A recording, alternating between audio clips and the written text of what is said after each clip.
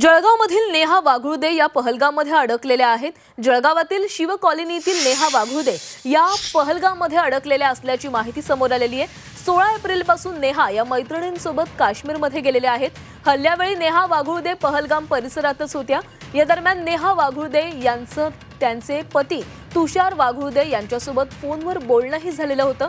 नेहासह सर्व पर्यटकांना सुरक्षित स्थळी आणण्यात आलेलं आहे अशी माहिती त्यांचे पती तुषार वाघुळदे यांनी दिलेली आहे। 28 रोजी नेहा वाघुळदे तसंच त्यांच्या सर्व ग्रुप हा परत जळगावला परतणार आहे।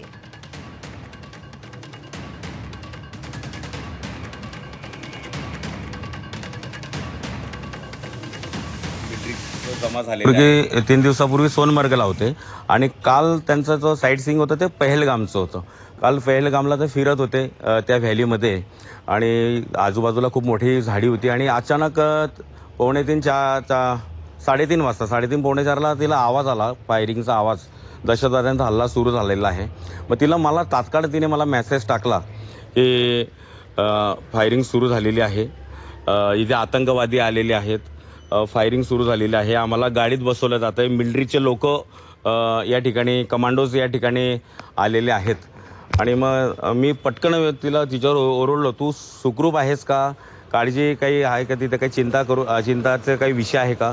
ते म्हणे अजिबात घाबरण्याचं कारण नाही, कारण सुरक्षा कवच इंडियन ग्रेट आर्मीने आम्हाला दिलेलं आहे आणि आम्ही सेफ ठिकाणी चाललेलो आहोत।